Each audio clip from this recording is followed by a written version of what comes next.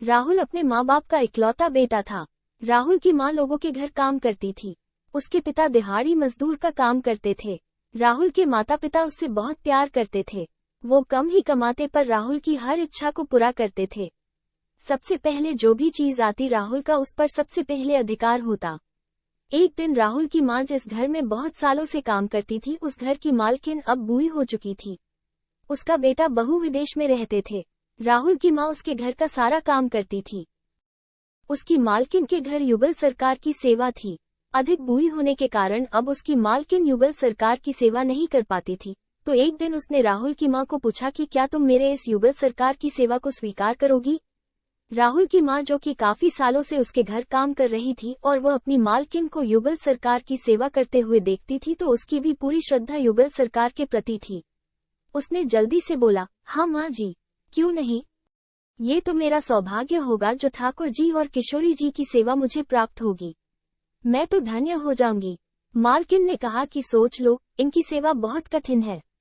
इनको भोग लगाना, स्नान कराना, नए नए वस्त्र पहनाना क्या तुम कर लोगी। उसने कहा, हाँ हाँ माँ जी, क्यों नहीं, मुझे स्वीकार है, आप मुझे सेवा दे सकती है। मालकिन ठाकुर जी और किशोरी जी को बहुत प्यार करती थी, लेकिन वो उनकी सेवा न कर पाने के कारण लाचार थी।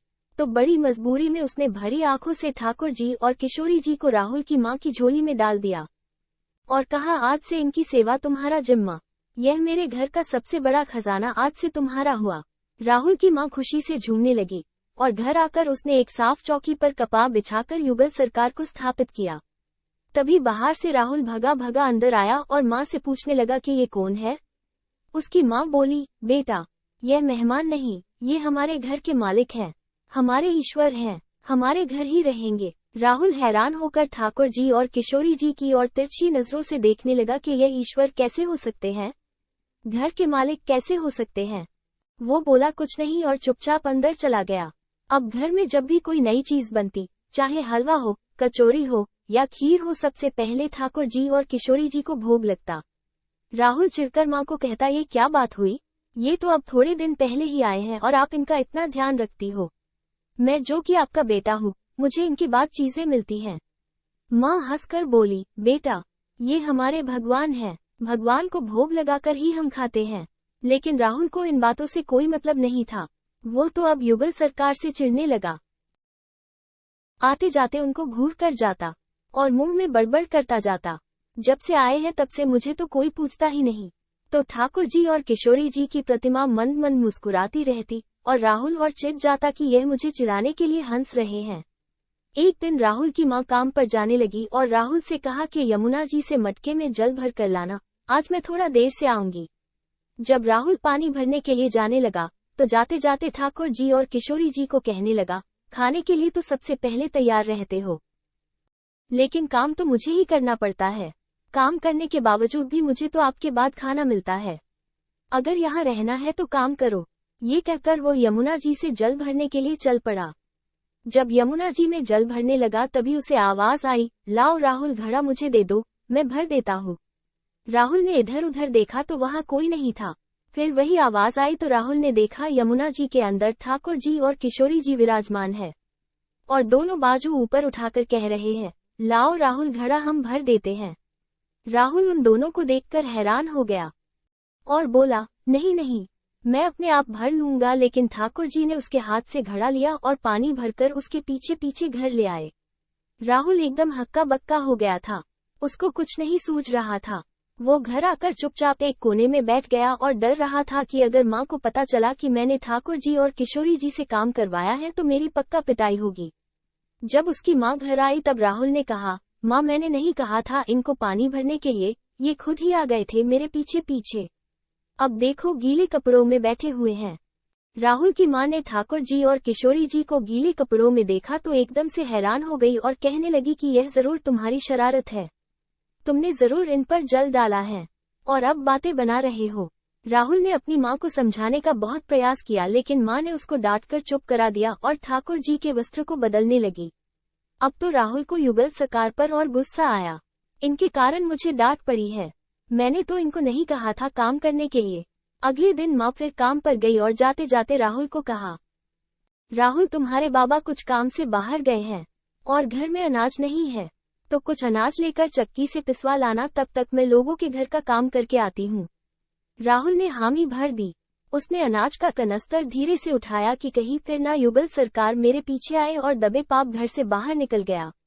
लेकिन ये क्या, ठाकुर जी और किशोरी जी तो वहाँ पहले से ही खड़े थे और राहुल के हाथ से कनस्तर लेकर अनाज पिसवा कर घर ले आए।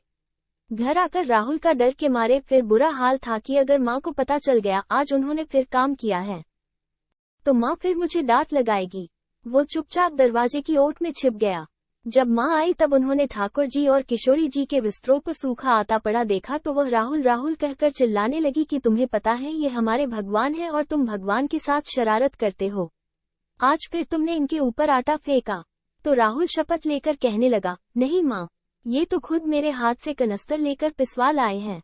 तो राहुल की माँ आज बहुत गुस्सा हुई और बोली, तुम जानबूझकर ठाकुर जी और किशोरी जी पर इल्जाम लगा रहे हो, आज तुम्हें खाना नहीं मिलेगा, यही तुम्हारी सजा है। राहुल मन ही मन ठाकुर जी और किशोरी जी पर गुस्सा करता हुआ अंदर कमरे में जाकर चुपचाप बैठ गया। जब उसकी माँ का गुस्सा शांत हुआ तब उन्होंने आकर राहुल को समझाया कि हमें ऐसे अपने भगवान को नहीं सताना चाहिए। तो राहुल आंखों में आंसू भरकर रह गया लेकिन बोला कुछ नहीं। अगले दिन उसकी माँ बोली, बेटा आज तुम्हारे बाबा ने आ जाना है, बस आज का ही काम है, तुम जंगल से लकड़ियाँ ले आओ ताकि मैं घर आकर भोजन बना सकूं। अगर मैं लेने गई तो काफी समय लग जाएगा, बस आज का ही काम कर दो। राहुल फिर डर गया कि कहीं ठाकुर जी और किशोरी जी फिर से मेरे पीछे ना आ जाए। उसने माँ से कहा, मैं तो जाऊंगा लेकिन अपने युगल सरकार को समझा दो वो मेरे पीछे ना आए। उसकी माँ हंसकर बोली, हाँ हाँ समझा दूंगी, तुम जाओ तो सही। राहुल जल्दी लकड़ियाँ लेने जंगल चला गया तो उसकी माँ काम पर चली गई लेकिन काम से जल्दी वापस आ गई। घर आकर उन्होंने देखा युगल सरकार अपनी चौकी पर विराजमान नहीं है। वो घबरा गई कि कहीं राहुल की शरारत तो नहीं, कहीं युगल सरकार को कहीं रख तो नहीं आया। वो भागी भागी जंगल की तरफ गई, तभी उन्होंने देखा कि राहुल के साथ 2 लोग और लकड़ियों को लेकर घर आ रहे हैं। राहुल की माँ ये देखकर हैरान हो गई कि यह तो ठाकुर जी और किशोरी जी हैं। वो तो एकदम से हैरान परेशान होकर मूर्छित होते होते बची। यह क्या, हमारे भगवान हमारा काम कर रहे हैं? इसका अर्थ राहुल ठीक कह रहा था। वो जल्दी भागकर ठाकुर जी और किशोरी जी के पास गई और लकड़ियाँ उनके हाथ से लेते हुए उनके चरणों में गिरकर रोती हुई बोली, हे भगवान, हे लाडली जी सरकार, यह आप क्या कर रहे हो? मुझ गरीब का काम क्यों कर रहे हो? ठाकुर जी और किशोरी जी मुस्कुराते हुए बोले, हमें तो तुम्हारे बेटे पर बहुत प्यार आता है। सब लोग हमें भगवान समझते हैं लेकिन एक तुम्हारा बेटा ही था जो हमको अपना मानता था। अपना मानकर वो हमें डांट भी देता था, हमारे साथ गुस्सा भी करता था। वो हमारे साथ ऐसा व्यवहार करता था कि जैसे हम उसके अपने हैं। तुम्हारा बेटा राहुल बहुत ही भोला है और उसके मन में कोई पाप नहीं, इसलिए हमें राहुल के साथ काम करने में कोई लज्जा नहीं। राहुल उनकी बातें सुन रहा था। वो आकर माँ के पास बैठ गया और हाथ जोड़कर ठाकुर जी से प्रार्थना करने लगा, मुझे नहीं पता था कि आप भगवान हो। मैंने भूलवश आपको कई बातें सुना दी, मेरी भूल को क्षमा कर दो। भगवान ने उसको उठाकर अपने हृदय से लगाते हुए कहा, नहीं राहुल, तुम तो हमारे बहुत प्रिय सखा हो। तुम जैसे भोले भले भक्त हमको बहुत प्रिय हैं। पापी और दुराचारी लोगों से तो दुनिया भरी पड़ी है, तुम जैसे लोग तो इस दुनिया में कम ही हैं। ठाकुर जी और किशोरी जी उस घर में ईश्वर के रूप में ना रहकर उनके घर का सदस्य बनकर रहने लगे। आज का सुविचार, प्रभु का रास्ता बड़ा सीधा है और बड़ा उलझा भी। बुद्धि से चलो तो बहुत उलझा और भक्ति से चलो तो बहुत सीधा, विचार से चलो तो बहुत दूर और भाव से चलो तो बहुत पास। नजरों से देखो तो कण कण में और अंतर्मन से देखो तो जन जन में। दोस्तों, अगर आपको हमारी कहानी पसंद आए तो चैनल को सब्सक्राइब करना ना भूले और आने वाली कहानियों के नोटिफिकेशन के लिए बेल आइकॉन दबाना ना भूले।